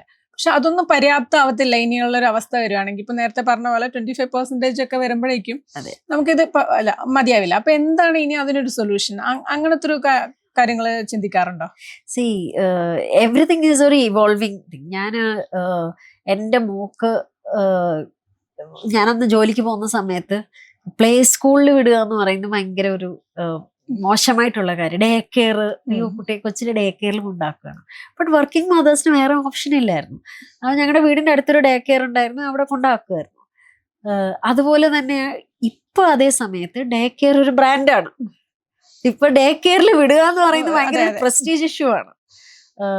So I think these are things which are evolving. അപ്പോൾ ഇപ്പൊ സീനിയർ കെയർ ഹോം എന്നൊക്കെ പറയുമ്പോൾ ഓക്കെ നമ്മൾ, പക്ഷെ അത് ഓൾഡ് ഏജ് ഹോം അല്ലേ. ചിലപ്പോൾ നമ്മളൊക്കെ ഇൻവെസ്റ്റ് ചെയ്യാൻ പോകുന്നത് അതിൽ കൂടെ ആയിരിക്കും. ഇപ്പൊ റിട്ടയർമെന്റ് പ്ലാനിങ്ങിന്റെ ഒരു ഭാഗം അതിലേക്കായിരിക്കും. ഡെഫിനറ്റ്ലി ഇൻവെസ്റ്റ് ചെയ്യണം. സോ കോൺസെപ്റ്റ് മാറിക്കൊണ്ടിരിക്കുകയാണ്. I feel there is scope for such homes coming forward. Healthcare professionals, retired nurses, retired doctors, retired physiotherapists, social workers, അവർക്കൊക്കെ ചെറിയ രീതിയിൽ ഇപ്പൊ ഈ young old early category medical ഇല്ലാത്ത ഹോംസ് അവർക്കും തുടങ്ങാം. ഐ തിങ്ക് ഒരു നല്ല ഒരു ഇവോൾവിങ് സ്പേസ് ആണ്. പല പല പുതിയ വെഞ്ചേഴ്സ് വരുന്നുണ്ട്, പലരും ഇതിൽ ഇൻവെസ്റ്റ് ചെയ്യുന്നുണ്ട്. ബട്ട് ഇതിനകത്തുള്ള ഒരു ചലഞ്ച് എന്ന് വെച്ചാൽ ഇത് ബാക്കിയുള്ള ഇൻവെസ്റ്റ്മെന്റ് പോലെ പെട്ടെന്നൊരു റിട്ടേൺ നമുക്കിതിൽ കിട്ടത്തില്ല. സെക്കൻഡ്, ഇങ്ങനത്തെ ഒരു സർവീസ് എന്ന് പറഞ്ഞാൽ ഒത്തിരി ഉത്തരവാദിത്തമുള്ള ഒരു ഫീൽഡാണ്. നമ്മൾ ഇവർക്കൊരു ഇതൊരു പ്രൊഡക്റ്റ് അല്ലല്ലോ, it's A service and we are responsible. So ഇതിൽ ശരിക്കും ഒരു ഹാർട്ടുള്ളവർ തന്നെ വരണം എന്നാണ് എൻ്റെ ഒരു കാഴ്ചപ്പാടെന്ന് വെച്ചാൽ. ആക്ച്വലി ഒരു മോണിറ്ററി ബെനിഫിറ്റ് മാത്രം നോക്കുന്നവർക്ക് ചിലപ്പോൾ ഈ ഫീൽഡ് എൻജോയ് ചെയ്യത്തില്ല. എന്ന് വെച്ചാൽ എന്നും കംപ്ലൈൻറ്റ്സ് ആണ്. ഒന്നിൽ സ്റ്റാഫിന്റെ കംപ്ലൈന്റ്, അല്ലെങ്കിൽ പേഷ്യന്റിന്റെ കംപ്ലൈന്റ്, അല്ലെങ്കിൽ റിലേറ്റീവിന്റെ കംപ്ലൈന്റ്. അപ്പൊ നമുക്ക് ഈ കംപ്ലൈൻറ്റ്സിന്റെ ഇടയിൽ നമ്മളേതാണ്ട് നമ്മുടെ ഉള്ളിലൊരു താല്പര്യം കാണണം. ഓക്കെ, ഞാൻ ചെയ്യുന്നത് കൊണ്ട് ഈ ഒരു പേഷ്യന്റെങ്കിലും ഒരു റിലീഫ് കിട്ടുന്നുണ്ട് എന്ന ഉള്ളിൽ നിന്നുള്ള ഒരു ആഗ്രഹം ഉണ്ടെങ്കിൽ മാത്രമേ ഈ ഫീൽഡിൽ നമ്മൾ ലോങ് ടേം നമുക്ക് പിടിച്ചു നിൽക്കാൻ പറ്റുള്ളൂ. പ്രധാന ഒരു കാര്യം എന്ന് വെച്ചാൽ പ്രൊഫഷണൽസിനെ കൂടെ കൊണ്ടുപോകണമല്ലോ ഇതിനെന്തായാലും. അപ്പൊ നഴ്സിംഗ് ആണെങ്കിലും അപ്പൊ അതാണ് ഡോക്ടേഴ്സ്, നഴ്സിംഗ് കെയർ ഇതെല്ലാം വേണം. അപ്പൊ ഇവരെയൊക്കെ എങ്ങനെ നമ്മൾ പിടിച്ചു നിർത്തുന്നത്? പ്രത്യേകിച്ചും ഇപ്പോഴത്തെ ഒരു അവസ്ഥയിൽ പെട്ടെന്നാണ് ജോബ് ചേഞ്ച് ചെയ്യുന്ന ആൾക്കാര്, പിന്നെ വിദേശത്തേക്കുള്ള കുടിയേറ്റം വേറെയും. ആ ഒരു പ്രതിസന്ധി എങ്ങനെയാ മറികടക്കാം? ഞാനെപ്പോഴും പറയുന്നത് എല്ലാവരുടെയും ആഗ്രഹങ്ങൾ സെയിമാണ്. എല്ലാവർക്കും വരുമാനം വേണം, ഒരു വീട് വേണം, ഒരു കാറ് വേണം, അത്യാവശ്യം അവരുടെ ഒരു സ്റ്റാൻഡേർഡ് ഓഫ് ലിവിങ് എല്ലാവർക്കും വേണം. അത് തേടിയാണ് നമ്മുടെ നഴ്സുമാർ പുറത്തോട്ട് പോകുന്നത്. അവിടെ അവർക്ക് ഭയങ്കര ഡിമാൻഡാണ്. ബിക്കോസ് അവരുടെ ക്വാളിറ്റി ഓഫ് വർക്ക് എന്ന് പറയുമ്പോഴത്തേക്ക് ഒരു ഡോക്ടറിന് ഒരു മെഡിസിൻ ഒരു പേപ്പറിൽ എഴുതാനേ പറ്റുള്ളൂ. ബട്ട് ആ മെഡിസിൻ അല്ലെങ്കിൽ ആ ഗുളിക ആ പേഷ്യന്റ് വായിലെത്തണമെങ്കിൽ അല്ലെങ്കിൽ IV കൊടുക്കണമെങ്കിൽ ഒരു നഴ്സ് തന്നെ വേണം. സോ അവരുടെ ഒരു ഇമ്പോർട്ടൻസ് നമ്മൾ ഇവിടെ കേരളത്തിൽ അവരുടെ സപ്ലൈ കൂടി ഉള്ള ഒരു പ്രോബ്ലമാണ്. അവരുടെ ആ ഇമ്പോർട്ടൻസും അവർ ചെയ്യുന്ന വർക്ക് ഇത്രയും ഇമ്പോർട്ടൻ്റ് ആണെന്നുള്ളൊരു റെസ്പെക്റ്റ് അവർക്ക് ഇവിടെ കിട്ടുന്നില്ല. അത് കാരണമാണ് ആൾക്കാർ പുറത്തോട്ട് പോകുന്നത്. ഈ പുറത്തോട്ട് പോകുന്നതൊന്നും നമുക്ക് തടയാൻ പറ്റില്ല. അപ്പം ഞാനിപ്പോൾ ചെയ്യുന്നതെന്ന് വെച്ചാൽ നമുക്ക് എല്ലാ ഡിപ്പാർട്ട്മെൻറ്റ്സും ട്രെയിനിങ്സ് ആൻഡ് ഉള്ളവർ ഒന്നെങ്കിൽ പുതിയതായിരിക്കും, അല്ലെങ്കിൽ വിസ കിട്ടി പോകാൻ നിൽക്കുന്നവരായിരിക്കും. ഈ ഒരു സൈക്കിളിലാണ് ഞങ്ങൾ. ബിക്കോസ് എല്ലാ മാസവും ഏകദേശം 8 to 10 റെസിഗ്നേഷൻസ് വരും. ആൻഡ് ഒരിക്കലും നമുക്ക് അവരെ കുറ്റം പറയാൻ പറ്റില്ല. ഈവൻ ഒരു 4 സെന്റ് സ്ഥലമുള്ള വ്യക്തി പോലും അത് പണയം വെച്ചിട്ടാണ് പോകുന്നത്. എങ്ങനെയും രക്ഷപ്പെടാനാണ് അവർ പോകുന്നത്. സോ ഒരിക്കലും ഞാൻ അതിന് എതിർത്ത് നിൽക്കാറുമില്ല, തടയാറുമില്ല. ബട്ട് ഞങ്ങൾ ചെയ്യുന്നതെന്ന് വെച്ചാൽ വി ഹാവ് എൻ എക്സ്ട്രാ. അത് കാരണം എക്സ്ട്രാ ഒരു പൂളുണ്ട്, പിന്നെ കോൺസ്റ്റന്റ് ഹയറിങ്, കോൺസ്റ്റന്റ് ട്രെയിനിങ്. ഇതൊരു സൈക്കിളാണ്. Secondly, everybody wants a good work place, recognition in the work place.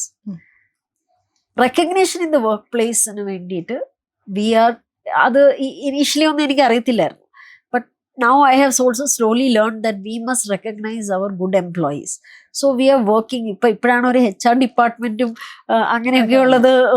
ഈ വർഷമാണ് actually we have started that officially. So we are working on it. Kan കെയറിന് ഇപ്പൊ എവിടൊക്കെയാണ് സെന്ററുകൾ ഉള്ളത്? എത്ര പേര് നമ്മൾ കെയർ ചെയ്യുന്നുണ്ട്?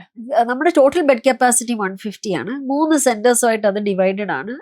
കാക്കനാട് തുതിയൂർ ഒരു സെന്റർ ഉണ്ട്, സെക്കൻഡ് കളമശ്ശേരി ഒരു യൂണിറ്റ് ഉണ്ട്, ആൻഡ് ഇപ്പോൾ തേർഡ്ലി എളമക്കര ഒരു യൂണിറ്റ് ഉണ്ട്. അങ്ങനെ 3 യൂണിറ്റ് ആയിട്ടാണ് ഞങ്ങളിപ്പോൾ പ്രവർത്തിക്കുന്നത്. കൂടുതൽ സെന്ററുകൾ തുടങ്ങാനായിട്ട് ഇപ്പം സർക്കാരിന്റെ ഭാഗത്തുനിന്ന് അങ്ങനെ എന്തെങ്കിലും ഒരു പ്രശ്നങ്ങളുണ്ടോ? കാരണം ഇത് ഏത് സെഗ്മെന്റിലാണ് നമ്മൾ ശരിക്കും വരുന്നത്? ഇതിൽ actually there is no registration category even. അതാണ്, ഒരു അസിസ്റ്റഡ് ഹോം എന്ന് പറഞ്ഞ ഒരു കാറ്റഗറിയേ ഇല്ല. ഈയിടെ ഗവൺമെന്റ് റെപ്രസെന്റേഷനിൽ ഇങ്ങനത്തെ കെയർ ഹോംസിനുള്ള രജിസ്ട്രേഷൻ കാറ്റഗറി അങ്ങനത്തെ, so we have formed an association, senior living association of Kerala, and ഞങ്ങൾ കുറച്ച് പേര് ഇവിടെ who are in this senior living space തന്നെ നമ്മൾ ചേർന്ന ഒരു അസോസിയേഷൻ ഫോം ചെയ്ത് we are actually working towards that. അപ്പം ഗവൺമെന്റും ഇപ്പം ആക്ച്വലി മനസ്സിലായി തുടങ്ങി ദാറ്റ് ദിസ് ഇസ് ഒരു നീഡാണ്. ബട്ട് വേറൊരു ചലഞ്ച് എന്ന് വെച്ചാൽ കാശുള്ളവർ പോയി കിടക്കുന്ന സ്ഥാപനം. ബട്ട് ആക്ച്വലി വരുന്ന സെഗ്മെന്റ് എന്ന് വെച്ചാൽ വർക്കിംഗ് പ്രൊഫഷണൽസ് ആണ്. What the government needs to do also is to one, ഇതിനൊരു റെക്കഗ്നിഷൻ കൊടുക്കുക. സെക്കൻഡ്, എനിക്കറിയാവുന്ന ഒത്തിരി പേരുണ്ട് അവരുടെ ജോലി റിസൈൻ ചെയ്ത് പേരൻസിനെ നോക്കാനായിട്ട്. സോ വർക്കിംഗ് ടൈമിൽ ഇത് ആക്ച്വലി ഒരു സപ്പോർട്ടാണ്. സോ ഈവൻ എക്കണോമിക് ഗ്രോത്ത് നോക്കുമ്പോഴത്തേക്ക് നമ്മുടെ ഒരു കരിയറിൽ ആ ഒരു 40 to 50 അല്ലെ ടിൽ റിട്ടയർമെന്റ്, ഏർലി റിട്ടയർമെന്റ് എടുത്ത് വരുന്നവരുണ്ട്. ബട്ട് അവർ ആ കരിയറിന്റെ പീക്ക് എത്തിയിട്ടില്ല. സോ ഒത്തിരി social problems are attached to this. So government should also give some kind of concession for ഇങ്ങനത്തെയുള്ള home, some kind of help in terms of നമുക്ക് എന്തെങ്കിലും ഒരു സപ്പോർട്ട് കിട്ടിയാൽ നമ്മൾ actually a lot of contribution to society, to the economy തന്നെ ഇങ്ങനെയുള്ള Holmes ചെയ്യുന്നുണ്ട്. ഇപ്പം നമ്മളടുത്തേക്ക് വരുന്ന ആൾക്കാര്, ക്യാൻ കെയറിൽ വരുന്ന ആൾക്കാർക്ക് എന്തൊക്കെയാണ് നമ്മൾ പ്രൊവൈഡ് ചെയ്യുന്നത്? ഒരാൾ അവിടെ വന്നു കഴിഞ്ഞാൽ നമുക്ക് കിട്ടാവുന്ന കാര്യങ്ങൾ എന്തൊക്കെയാണുള്ളത്? പ്രൈമർലി നമ്മൾ പറയുന്നത്, ഒന്ന്, we are providing accommodation facility. അത് 3 കാറ്റഗറീസ് ഉണ്ട്. സിംഗിൾ റൂം ഉണ്ട്, 2 പേര് ഷെയർ ചെയ്യുന്ന റൂമുണ്ട്, 3 പേര് ഷെയർ ചെയ്യുന്ന റൂമുണ്ട്. അപ്പോൾ ഒരു അക്കോമഡേഷൻ ഫെസിലിറ്റി, ആ അക്കോമഡേഷൻ ഫെസിലിറ്റിയുടെ കൂടെ ഒരു ഹോസ്പിറ്റൽ കോട്ട് ആൻഡ് ബെഡ് സൈഡിൽ അവരുടെ ഫേർണിച്ചർ, അങ്ങനെയുള്ള ഫുൾ ഫേർണിച്ചർ ഫിറ്റിങ്സ് ഉള്ള ഒരു റൂം. Secondly nursing care. ഇപ്പോൾ 24/7 നഴ്സിംഗ് കെയർ. നഴ്സിംഗ് കെയറിൽ വി ഹാവ് എ ടീം. അതിൽ നഴ്സസും ഉണ്ട്, കെയർ ഗീവേഴ്സും ഉണ്ട്. സോ ഇവരുടെ ഡെയിലി ആക്ടിവിറ്റീസ്, ഇവരുടെ from dressing, bathing, brushing, toileting, അതെല്ലാം കെയർ ഗീവേഴ്സ് ആണ് ചെയ്യുന്നത്. പക്ഷേ ഇവരുടെ ഓവറോൾ ഹൈജീൻ നോക്കുന്നതും ക്ലെൻലിനെസ് നോക്കുന്നതും മെഡിക്കേഷൻ മാനേജ് ചെയ്യുന്നതും ഫാമിലി ആയിട്ട് കമ്മ്യൂണിക്കേറ്റ്, ഈ കെയർ ഗീവേഴ്സിനെ മാനേജ് ചെയ്യുന്നതും എല്ലാം നഴ്സസ് ആണ്. സോ ഒരു ടീമായിട്ടാണ് we are providing nursing care. പിന്നെയുള്ളത് ഫുഡാണ്. ഇപ്പൊ ഫുഡാണെങ്കിലും പ്രായമാകുന്നവരും even dental hygiene is A problem. പലർക്കും പല്ലില്ല. അപ്പം ഈവൻ ചോറ് പോലും നമ്മൾ എക്സ്ട്രാ വേവിക്കണം. കറിയിലൊന്നും ഒത്തിരി എരിവ് ഇതൊന്നും പാടില്ല. അവരുടെ ടേസ്റ്റ് ബഡ്സ് എല്ലാം കുറഞ്ഞത്, അവരുടെ ടേസ്റ്റ് ബഡ്സ് കുറഞ്ഞുകൊണ്ട് they are not able to taste the food. And spicy ഫുഡൊന്നും പലർക്കും പറ്റില്ല. സോ പലർക്കും സ്പെഷ്യലൈസ്ഡ് ഡയറ്റ്സ് ഉണ്ട്. സോ നമ്മൾ ഓരോരുത്തർക്കും ഓരോ രീതിയിൽ അങ്ങനെയുള്ള ഒരു we have to tailor a diet for their requirements. So 3 categories ആണ്: accommodation, nursing care and food. ഇത് കൂടാതെ we have got doctors also. Rounds ആവശ്യമുള്ള പേഷ്യൻസിന് ചിലർ റിക്വസ്റ്റ് ചെയ്യും, അവർക്ക് ചിലർ പറയും നമുക്ക് ഡോക്ടർ വിസിറ്റ്സ് ഒന്നും വേണ്ട. അപ്പോൾ based on the need, doctors കൂടുതൽ മെഡിക്കൽ നീഡ്സ് ഉള്ളവർക്ക് doctor visits are available. Physiotherapy assistance ഉണ്ട്. സോ പ്രൈമർലി ഒരു റീഹാബ് അല്ലെങ്കിൽ ഒരു ക്രോണിക് കെയർ വേണ്ടിയ ഒരു വ്യക്തി, ഒരു സ്ട്രോക്ക് കഴിഞ്ഞ് അല്ലെങ്കിൽ ഒരു പാർക്കിൻസൺസ് വന്നു, അല്ലെങ്കിൽ ഡിമെൻഷ്യ. ഇപ്പൊ ഡിമെൻഷ്യ എന്ന് പറയുന്നത് ഭയങ്കര ഒരു ഡിഫിക്കൽട്ട് അസുഖം തന്നെയാണ്. One of the services that we are providing is also dementia care. ഈ ഡിമെൻഷ്യ കെയറിൽ ഏർലി സ്റ്റേജ് ഡിമെൻഷ്യ ഉണ്ട്, ലേറ്റ് സ്റ്റേജ് അഡ്വാൻസ്ഡ് ഡിമെൻഷ്യ ഉണ്ട്. ഈ അഡ്വാൻസ്ഡ് ഡിമെൻഷ്യക്ക് ഇൻസ്റ്റിറ്റ്യൂഷണൽ കെയർ ആണ് ഞങ്ങൾ റെക്കമെൻഡ് ചെയ്യുന്നത്. ബിക്കോസ് വീട്ടിൽ ചിലപ്പോൾ ഇവരെ മാനേജ് ചെയ്യാൻ ഇറ്റ് മേ ബി ഡിഫിക്കൽട്ട്. എത്ര പേരടങ്ങിയ ഒരു ടീമാ ഉള്ളത്? ഡോക്ടേഴ്സും വി ഹാവ് ടീം സൈസ് തന്നെ 100 ആൾക്കാരുണ്ട്. Because day night full coverage വേണം. പിന്നെ administrative team, accounts, house keeping, അത്യാവശ്യം വലിയ ടീമാണ്. ഒരാളെ നോക്കാൻ പറയും 1:1 തന്നെ, അത്രയും തന്നെ ആൾക്കാർ വേണം. ഇതൊരു ഹൈലി പേഴ്സൺ ഡിപ്പെൻഡന്റ് ഫീൽഡാണ്. AI ഒന്നും ചെയ്യാൻ പറ്റില്ല. ഇപ്പൊ ഞാൻ പറയുന്നത് AI ചെയ്യാൻ പറ്റാത്ത ഒരു ഫീൽഡാണ് എൽഡർ കെയർ. അതെ, ഈ വന്നാലും അവിടെയുള്ള ആൾക്കാരുടെ തൊഴിലവസരങ്ങളും പോകത്തില്ല. അതുകൊണ്ട് ഈ രംഗത്തേക്ക് കൂടുതൽ ആൾക്കാർക്ക് കടന്നു വരാം. അതെ അതെ അതെ. ആദ്യം ഒരു ചെറിയ സെറ്റപ്പായി തുടങ്ങിയ സ്ഥാനത്ത് അടുത്തൊരു ഘട്ടത്തിലേക്കൊക്കെ വളർത്താൻ പറ്റി. ഈ ഒരു ഓരോ ഘട്ടമായിട്ടുള്ള ഒരു വളർച്ചയ്ക്ക് എന്താ സഹായിച്ചത്? എങ്ങനെയാണ് മുന്നോട്ട് പോകുന്നത്? ഒരു ഫണ്ടിങ് ഒക്കെ എടുക്കുന്നത് ഇപ്പം നേരത്തെ പറഞ്ഞ പോലെ ബാങ്കുകൾ ആശ്രയിക്കുകയാണോ? സോ പ്രൈമർലി ഇപ്പം ലോൺസ് ആണ് നമ്മുടെ source of funding.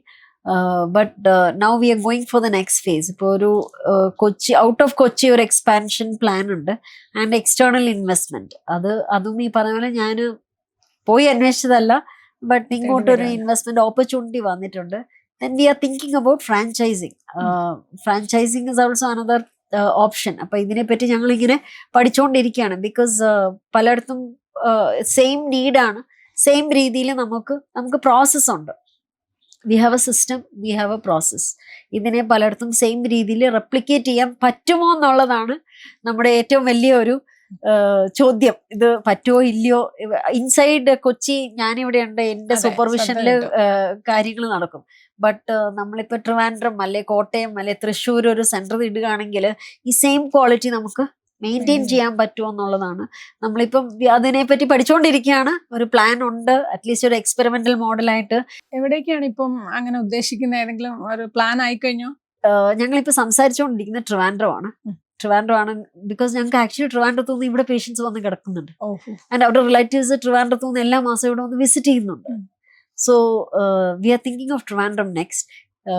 V are looking out. Infrastructure ആണ് ഇതിനകത്തുള്ള ഏറ്റവും വലിയൊരു ചാലഞ്ച്. നമ്മൾ നടത്തിക്കൊണ്ട് പോകുന്നത് ഓൺ ബിൽഡിംഗിലാണോ അതോ? ഓൾ ലീസ്ഡ് ആണ്, ലോങ് ലീസിലാണ് ഞങ്ങളിപ്പം ബിൽഡിങ്സ് എടുക്കുന്നത്. ഒരു സ്വന്തം ബിൽഡിംഗിലേക്ക് അങ്ങനെ ഒരു ചിന്തയുണ്ടോ? ചിന്തയുണ്ട്, but may be not immediately. I think ഞങ്ങളിപ്പോ ഒരു പ്ലാൻ ഇട്ടിരിക്കുന്നത് 2030 we must have our own building. 5 years from now we will have our own building. അപ്പോഴത്തേക്ക് എത്ര ആൾക്കാരെ വരെ ഉൾക്കൊള്ളാൻ പറ്റുന്ന ഒരു അതാണ് വിഷൻ? ആക്ച്വലി ഞങ്ങൾ ഒരു സ്ഥലത്ത് what we are thinking is to have one flagship ഒരു center with 100 to 150 beds in one place.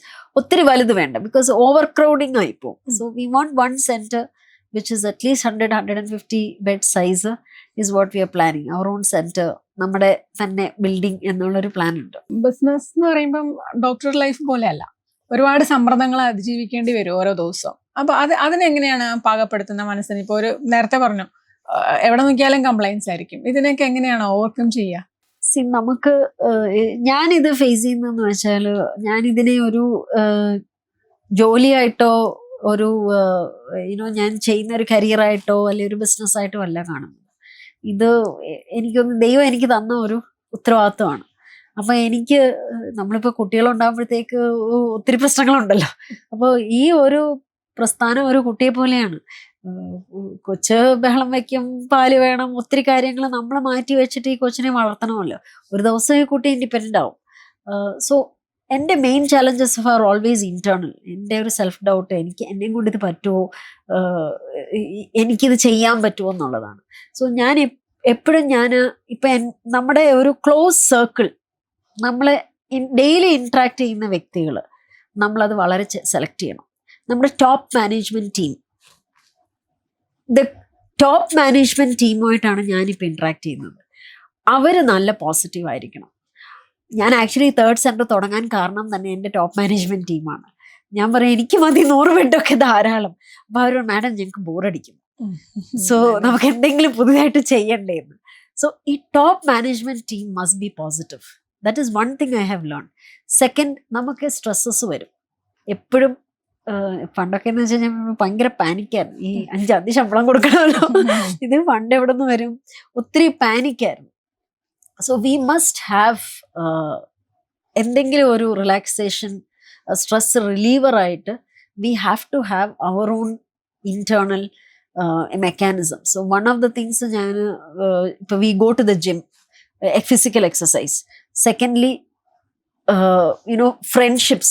നമുക്ക് 1-2 ബിസിനസ്സിൽ ഇല്ലാത്ത ഫ്രണ്ട്സ് വേണം. ബിസിനസ് നടത്തുന്നവരുമായിട്ട് ഫ്രണ്ട്ഷിപ്പിന് പോയാൽ പിന്നെ അത് തന്നെ നമ്മൾ പറഞ്ഞുകൊണ്ടിരിക്കും. ബിസിനസ് റിലേറ്റഡ് ആയിട്ടുള്ള സംസാരങ്ങളാണ് ബിസിനസ്സുകാരായിട്ട് നമ്മൾ ഫ്രണ്ട്ഷിപ്പിന് പോയാൽ ഉള്ള ഒരു പ്രശ്നം. അപ്പൊ ബിസിനസ്സിൽ അല്ലാത്തവരായിട്ട് നമ്മൾ ഫ്രണ്ട്ഷിപ്പ്, നമ്മുടെ ക്ലോസ് ഫ്രണ്ട്സ്, ബിക്കോസ് അതാകുമ്പോൾ നമുക്ക് റിലാക്സ് ചെയ്യാം. നമുക്ക് ബിസിനസ് സംസാരിക്കണ്ടല്ലോ, നമുക്ക് അങ്ങനത്തെ കാര്യങ്ങൾ, ജോക്സ്, സിനിമ കണ്ടതും പിള്ളേരുടെ കാര്യവും ഭർത്താവിൻ്റെ കാര്യവും ഇതൊക്കെ മിണ്ടിയും പറയാനും ഉള്ള ഒരു ഫ്രണ്ട്സ് സർക്കിള്, അതൊരു വലിയ ഒരു സ്ട്രെസ് റിലീവറാണ്. സോ എനിക്ക് പേഴ്സണലി എനിക്ക് തോന്നിയത്, ഒരു എംപ്ലോയിക്ക് സ്ട്രെസ് ഉണ്ട് എന്നൊക്കെ നമ്മൾ പറയില്ലേ, പക്ഷെ ഒരു എംപ്ലോയർ അല്ലെങ്കിൽ ഒരു സംരംഭം നടത്തുന്ന ഒരാൾക്ക് അതിൻ്റെ ഒരു 10 ഇരട്ടിയാണ് സ്ട്രെസ്. സോ ആ സ്ട്രെസ് നമ്മൾ മനസ്സിലാക്കുക, നമ്മുടെ ആ ഒരു ഇമോഷണൽ റെഗുലേഷൻ നമ്മൾ മനസ്സിലാക്കുക, നമ്മുടെ പ്രശ്നങ്ങൾ നമുക്ക് മനസ്സിലാക്കാൻ അതനുസരിച്ച് നമ്മൾ പ്ലാൻ ചെയ്യുക. ഇനീഷ്യൽ ഫേസസിലൊന്നും എനിക്കിത് അറിയത്തില്ലായിരുന്നു, ഇത് കാരണമാണ് ഞാൻ സ്ട്രെസ്ഡ് ആണെന്നുള്ളതേ. രാത്രിയിലൊക്കെ ചിലപ്പോൾ ഉറക്കം കിട്ടത്തില്ല, നാളെ എന്താവും, ഒരു കംപ്ലൈൻറ്റ് വന്നാൽ നമുക്കിത് എങ്ങനെ മാനേജ് ചെയ്യാൻ പറ്റും, നമ്മുടെ ഭാഗത്തുനിന്ന് എന്താ ചെയ്യേണ്ടത്, അങ്ങനെയൊക്കെയുള്ള ഒത്തിരി, ബിക്കോസ് ഒത്തിരി അൺനോൺസ് ആയിരുന്നു. So now I have learn that ചിലതൊക്കെ പ്രാർത്ഥിക്കുക, ദൈവത്തെ വിളിക്കുക, നമ്മൾ നല്ല മനസ്സോടെ നമ്മൾ ചെയ്യുക, എന്നിട്ട് നമ്മുടെ ചുറ്റുമുള്ളവർ വളരെ സെലക്റ്റീവായിട്ട് നമ്മൾ മെയിൻറ്റെയിൻ ചെയ്യുക. Top management team and friendship circle നമ്മൾ ഇൻവെസ്റ്റ് ചെയ്യുക. മാഡത്തിനൊപ്പം ക്യാൻ കെയറിൽ ഫാമിലിയിൽ നിന്ന് ആരെങ്കിലും ഉണ്ടോ, അതോ ഒറ്റയ്ക്കാണോ? ഫാമിലിയിൽ നിന്ന് ഹസ്ബൻഡ് ഉണ്ട്. ഹസ്ബൻഡ് ആക്ച്വലി വർക്കിംഗ് ആണ്, ഫിൻജെന്റ് എന്ന് പറഞ്ഞൊരു ഇൻഫോ പാർക്കിൽ ഒരു സോഫ്റ്റ്വെയർ കമ്പനിയുടെ ചീഫ് ഓപ്പറേഷൻസ് ഓഫീസർ ആണ്. But he's also director here, supportive ആണ്. പിന്നെ ഈ പറഞ്ഞ പോലെ രണ്ടുപേരും സ്ഥാപനങ്ങൾ നടത്തുന്നവരായതുകൊണ്ട് ഞങ്ങൾ തമ്മിൽ ചിലപ്പം ബിസിനസ് സംസാരിച്ചാൽ പിന്നെ പ്രശ്നമാവും. അതുകൊണ്ട് ഞങ്ങളിപ്പോൾ we have reached A place where we support ഉണ്ട്, എല്ലാ കാര്യങ്ങളിലും അഡ്വൈസ് തരും. പിന്നെ മേജർ ഫൈനാൻഷ്യൽ ഡിസിഷൻസ്, മേജർ ഒരു ലിമിറ്റിന് മുകളിലുള്ള എല്ലാ ഫൈനാൻഷ്യൽ ഡിസിഷൻസും സംയുക്തമായിട്ടായിരിക്കും. അതെ അതെ അതെ അതെ, അപ്രൂവൽ ഇല്ലാതെ ഞാൻ ചെയ്യാറ്. ലോൺ എടുക്കല് അങ്ങനത്തെ കാര്യങ്ങളെല്ലാം തന്നെ ഹസ്ബൻഡിന്റെ പെർമിഷനോടെയാണ് ചെയ്യുന്നത്. ഇപ്പൊ ഈ രംഗത്തേക്ക് കടന്നു വരാനായിട്ട് ആഗ്രഹിക്കുന്ന ആൾക്കാരുണ്ടാവുമല്ലോ, എന്താണ് അവർ ശ്രദ്ധിക്കേണ്ടത്, അവരോട് പറയാനുള്ളത് എന്താ? അവരോട് പറയാനുള്ളത് 3 കാര്യങ്ങളാണ്. Firstly, be clear of your why. എന്തിനാണ് നമ്മൾ ഈ ഫീൽഡിന് വരുന്നത്? പൈസ ആഗ്രഹിച്ചിട്ടാണെങ്കിൽ വരണ്ട, വേറെ പൈസ ഉണ്ടാക്കാൻ ഒത്തിരി നല്ല മാർഗങ്ങളുണ്ട്. ഫസ്റ്റ് നമുക്ക് ഇതെന്തിനാണ് നമ്മളിത് ചെയ്യുന്നതെന്നുള്ള ഒരു ക്ലിയർ വൈ. ഞാൻ സീനിയർ സിറ്റിസൺസിന് അല്ലെങ്കിൽ ഞാൻ സോഷ്യൽ ഇമ്പാക്റ്റിന് വേണ്ടിയിട്ടാണ് വരുന്നത്, അല്ലെങ്കിൽ ഈ ഒരു ഫാമിലീസിന് ക്രിയേറ്റ് ചെയ്യാനുള്ള പോസിറ്റീവ് ഇമ്പാക്റ്റിന് വേണ്ടിയിട്ടാണ് ഞാൻ ഈ ഫീൽഡിൽ വരുന്നതെന്നുണ്ടെങ്കിൽ മാത്രം ഇതിൽ വരിക. സെക്കൻഡ്, ഹാവ് ഇപ്പൊ കുറച്ചുകൂടെ അഡ്വാൻസ്ഡ് ആണ് ഇൻ ടേംസ് ഓഫ് ഇതിനെ പറ്റിയുള്ള ഒത്തിരി കോഴ്സസും ക്ലാസ്സസും അവയർനെസ്സും ഒത്തിരി കാര്യങ്ങളുണ്ട്. Have a willingness to learn. Established ആയിട്ടുള്ള ഒരു ഫീൽഡ് അല്ല, ഇവോൾവിങ് ആണ്. അപ്പൊ നമുക്ക് പഠിക്കാനുള്ള ഒരു മൈൻഡ് സെറ്റായിട്ട് വേണം. എനിക്കെല്ലാം അറിയാം, എന്നെ പഠിപ്പിക്കേണ്ട എന്നുള്ള മൈൻഡ് സെറ്റിലോട്ട്. ഇപ്പൊ എനിക്ക് തന്നെ മനസ്സിലായ ഒരു കാര്യം എന്ന് വെച്ചാൽ, പല കാര്യങ്ങളും ഞാൻ അൺലേൺ ചെയ്യേണ്ടി വരും. ഈ ഒരു കഴിഞ്ഞ 7 വർഷം കൊണ്ട് എനിക്ക് അറിയാവുന്ന കാര്യങ്ങൾ പോലും ഐ ഹാഡ് ടു അൺലേൺ. അല്ല, ഇങ്ങനെ അല്ലല്ലോ, whether it is so many things I didn't know. അപ്പോൾ ഒരു സെയിങ് ഉണ്ട് ഈ ക്വാണ്ടം ടീച്ച്, എൻ്റെ ബിസിനസ് കോച്ച് പറയുന്ന ഒരു കാര്യം, you don't know what you don't know. നമുക്കറിയാൻ വയ്യാത്ത കാര്യങ്ങൾ എന്താണെന്ന് നമുക്ക് തന്നെ അറിഞ്ഞുകൂടാ. അതുകൊണ്ട് നമ്മൾ പഠിക്കാനുള്ള ഒരു മനസ്സ് നമ്മൾ കാണിക്കണം. ആൻഡ് തേർഡ്ലി, ഇതിനകത്ത് വരുന്നവര് be in it for the long term.